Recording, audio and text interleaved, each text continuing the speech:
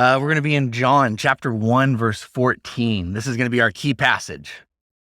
And so what we find in John chapter 1, verse 14, I'll read it for us really quick. Now the Word became flesh and took up residence among us. We saw his glory, the glory of the one and only, full of grace and truth, who came from the Father. This passage makes our key verse list. We're going through these key verses, essential verses. And it makes our list because this probably stands as one of the deepest theological statements in Scripture. To get there, I want to consider the Gospels, what each Gospel is looking at. Matthew's the first Gospel that you get to in the Bible. And in Matthew, Jesus is king. That's a theme of Matthew.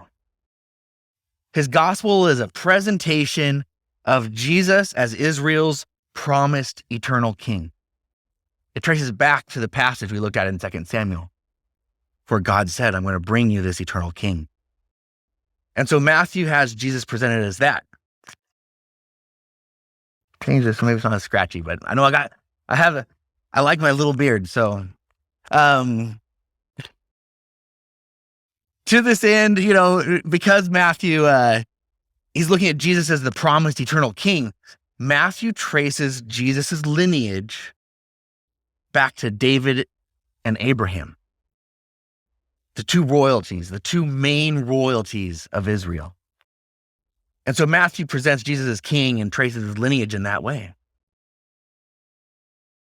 In Mark, Jesus is the servant. Mark presents Jesus as the faithful servant of God. And because he does this, he gives no lineage for Jesus. We don't understand it today in our environment. When you were a servant or a slave, your lineage counted for nothing. You were a nobody. And Mark presents Jesus in this way. Jesus is that faithful servant of God. And he made himself of no repute.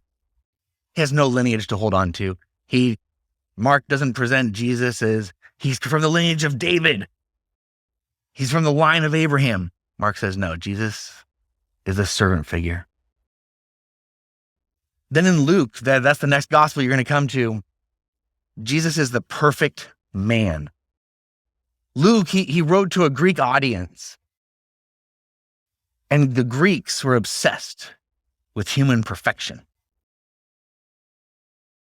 And so what Luke does is traces Jesus' lineage back to Adam.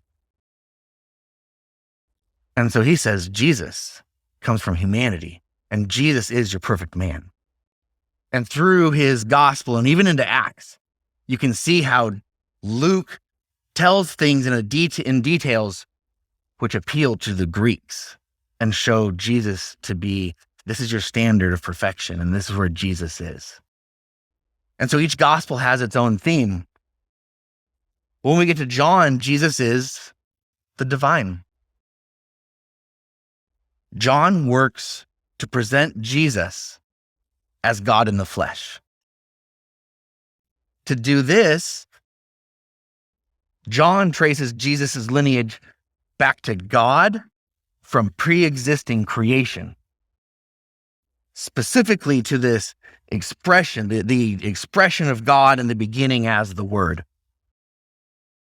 Just a few verses before the one we're dealing with today, in John 1:1, John opens his gospel with, in the beginning was the Word, and the Word was with God, and the Word was fully God. And then we get to our passage today. The Word became flesh. And so John is tracing Jesus' lineage all the way back. So you have different starting points. In Mark, I want you to understand Jesus as a servant. So he has no starting point. He has no foundation because as a servant, you had no rights or anything. You have no foundation. Matthew founds Jesus in royalty. Luke founds Jesus in Adam. John founds Jesus in the pre-eternal God. So what's interesting as we look at this and the word became flesh is there's this expression of God. God expresses himself in the beginning of creation by his word. And so it makes me think, well, what's the definition of expression? And expression is the process to represent through a medium. You can express through people water paint. People take photography and they capture amazing photos. You can express things through different mediums. An expression is also an embodiment or a manifestation. Look around our world and everybody's trying to express themselves. In the clothes they wear, even in who they associate with, in the cars they drive, the houses they have. These are mediums of expression. And so what we find in Genesis is that God's expression is first seen in his creative speech. We see an aspect of God that as he embodies who he is into what he does, he speaks creation into being. And so the word is present and the word brings things about. A side note, it is of interest that God does not speak human beings into existence. God intimately connects with making human beings. Everything else is spoken, but human beings are made. So in today's passage, John is saying Jesus is the expression of God, just as the Word was how God expressed himself in the very beginning. It is the same thing. The Word has come to now be expressed in the flesh. Hebrews 1:3 tells us that. God is the expression of God. Jesus is the expression of God. And so Jesus is embodied as the one and only. This phrase can cause a little confusion if we don't look at Scripture through ancient eyes. And this is what we've been trying to do as we go through. We look at what did the law mean to ancient people? How did they understand these different things? And often the translations say that Jesus was the only begotten Son of God. Begotten is often translated, well, he was started. He had a beginning. If you beget something, you launch something, you start something. And it would make sense that if you didn't know the rest of the story, that Jesus had a starting point. But in ancient days, the word that we translate begotten in a sonship relationship, as a son to a father, it really referred to a special or unique child who enjoyed privileged position. So it doesn't mean begotten as in started. It means one and only in type and in position. So rather than saying only begotten son, as is the traditional way, the passage should probably read something to the effect of one of a kind son. God has no other sons like this. But through the Old Testament, the kings of Israel were called sons of God. We all sing songs about how we're the children of God. But what Jesus is a unique child of God, unlike anyone else.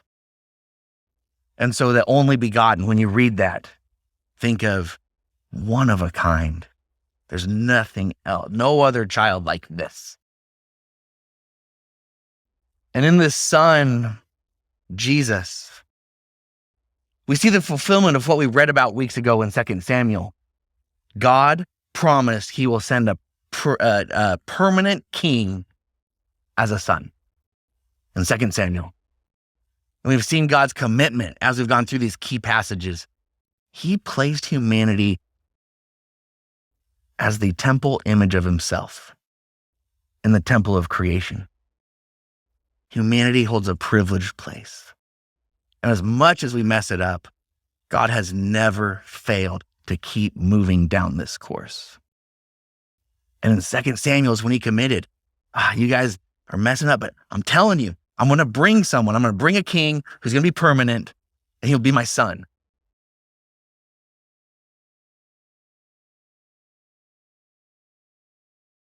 In the son, Jesus, what we find is that we are offered the truest look at God that humanity ever had. Throughout the New Testament, it's understood that to see Jesus and to see Jesus' life as he lives out this story, to see Jesus' life, you are seeing God. You are gaining a look at God. And so this special and unique son takes up residence with all of us. God came down to us. The word here means tabernacle. And if you know in the Old Testament, God tabernacled with the Hebrews. He began tabernacling with them through the Exodus. And we've considered this theme that when you get to Jesus, he's seen as a new Moses leading a new Exodus. But this also calls into mind God tabernacling with his people. And so in the Old Testament, God resided in the middle of essentially a large tent in the desert. As the people trudged through the desert, God journeyed with them in a tangible way. He had his own tent along with everybody else's tents. And I picture it as God was roughing it with everybody else. You have that. I picture with friends that we have, you have some who go tent camping and you have some that go RV camping. A lot of people, they want to go glamour camping. Or you have tent camping. You're roughing it. You're out there in your tent using shared showers, whatever else you got out there. And that's what I picture God saying. I will come to this tent. I will come and rough it with you. And he roughs it with them through the desert. It's not to say that God doesn't rough it at any other time. We've considered how God is so integrally tied to creation. We considered that Scripture tells us nothing exists outside of God giving it and maintaining its existence. And so as whatever God is keeping in existence suffers, God suffers. So it's not to say that God doesn't suffer any other time, but this is a special time where God comes in a tangible way and he roughs it with his people. And so with Jesus now, we have the same imagery. Jesus is presented in the New Testament as a new Moses leading an Exodus. But here, Jesus is also spoken of as the same God who comes down to tabernacle with the people in a tent and rough it with them. And you look at Jesus' life and you can see that played out. And Jesus comes full of grace and truth is what this passage tells us. When we read that Jesus is full of grace and truth, the wording looks back to the Old Testament where it tells us that God is full of love and faithfulness. So in the Old Testament, God's full of love and faithfulness. In the New Testament, the phrase they use is Jesus is full of grace and truth. So Jesus and God are being spoken of in synonymous terms. And talking about Jesus, the word for grace here is the Greek charis. And it invokes charity. In Jesus, we see full love, goodwill, kindness. Everybody else is like, how can he eat with those people? How can he do this? Why is he doing this? Because he is full of grace. He was full of charity up to the point of his death. Now, Jesus being full of truth is interesting. It is that in Jesus' life, he brings complete truth, which means we gain crystal clarity on many things. To know Jesus is to see who God is. It reveals that truth. But interestingly enough, to know Jesus, it also reveals to us the truth of the way the world really is.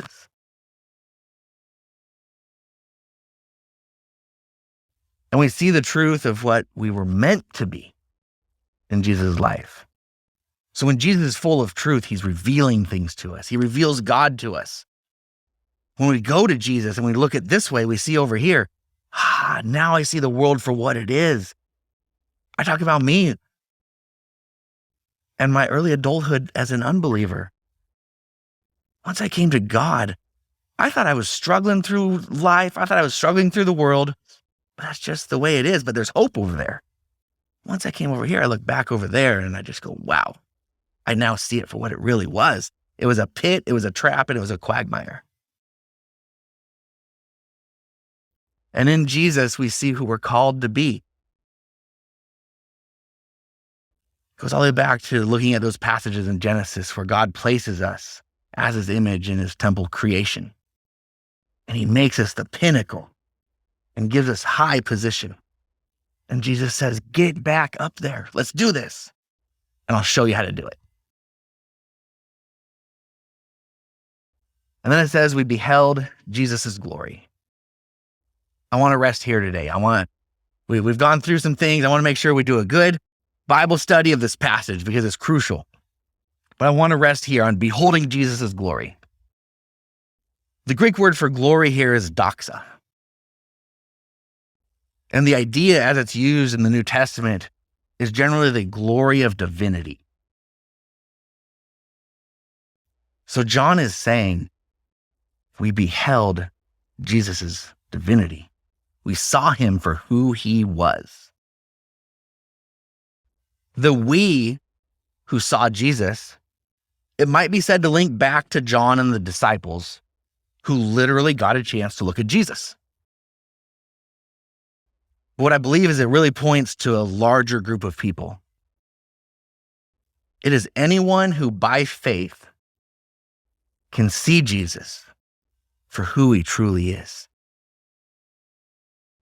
As Jesus walked the earth long ago, many people saw him, and they considered nothing divine about him. We're told he was a man of no repute. He wasn't super handsome. And so many people just looked at him and saw nothing special. And to this day, many will look at Jesus and say, he was a good teacher. I don't see anything special. There's many good teachers. But the Christian faith hinges on what John says here. If you look at Jesus in a different way, if you look at Jesus and see his glory and see his divinity, it's a completely different perspective. I'd like to keep in mind as we look at this glory idea that John is writing the prologue to his gospel in hindsight. He's not writing his prologue like we might picture an author who doesn't know where he's going to quite go with his work, but he's going to kind of start out typing and he's going to go here and he's like, well, it'll just develop as I go. John is in his 90s, probably when he's writing this. He has had a lot of time to reflect on what he's going to put on paper. He's probably already taught it many times. And in historical documents, it actually records that John's disciples, as John got so old and feeble that he had to be carried to church, John's disciples begged him. They said, please put in writing what you're teaching us. This needs to be preserved. And so that's what John does. And that's how John wrote his gospel. And so he's writing the prologue to his gospel with hindsight. And what we see through the rest of the book is that John is going to expand on getting to see Jesus' glory or his divinity.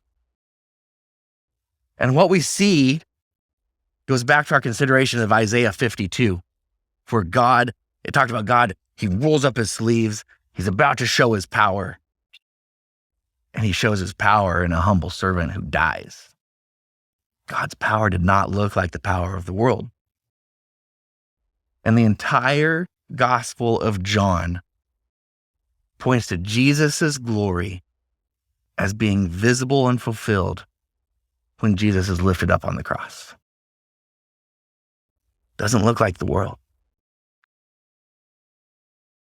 As Jesus comes to his crucifixion moment, in John 13:31, he declares of his crucifixion, "Now I and God are glorified." You would think after he was resurrected would be the moment he would say, "I've conquered, and now look at our glory." But instead, as he goes to his death, he says, "Now God and I are glorified." So John opens his book with a foretelling of where we're going to arrive at the end of the gospel, with Jesus hanging on a cross, fully glorified. And John is the only disciple left at the foot of the cross to see it.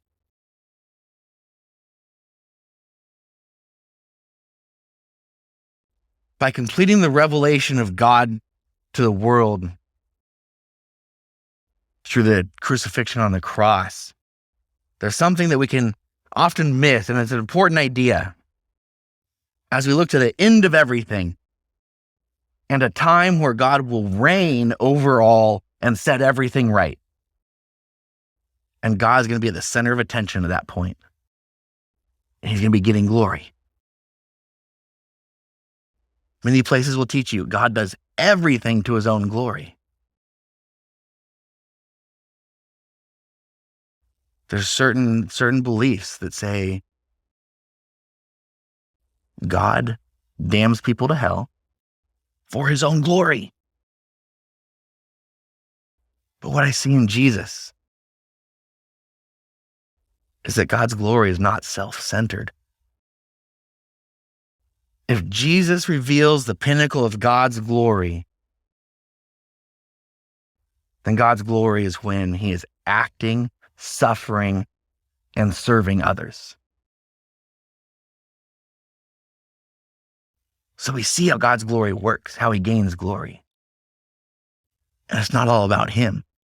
He gains glory when he comes, and it's all about others. It's all about his creation. It's all about relationship. So for John, Jesus ascending the throne was really Jesus being raised on the cross. As Jesus was elevated on the cross, that was the imagery John had of Jesus walking up to his throne. And here we find a communal change, and it's a communal charge. On the heels of announcing his crucifixion, the crescendo of his revelation of God and his love. On the heels of this announcement, Jesus hangs the definition of his community. John 13:34-35 tells us, "I give you a new commandment, to love one another just as I have loved you. You also are to love one another. Everyone will know by this that you are my disciples, if you have love for one another." He just talked about how far he's going to go to love his disciples. I am about to be crucified. And now I'm going to give you a commandment to love as I am loving you. Jesus essentially says, my life has been a narrative of love to you, my followers. And here that narrative of love reaches its climax. And I call on each and every one of you, my followers, to continue the narrative that I have started.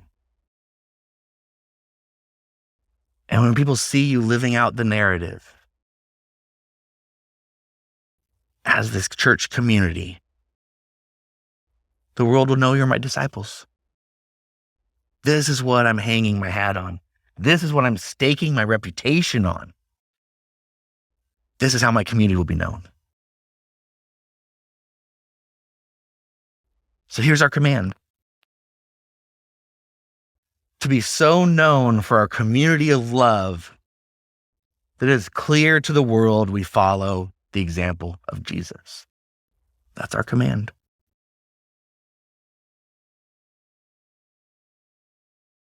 John says that we, the followers of Jesus, we know Jesus for who he is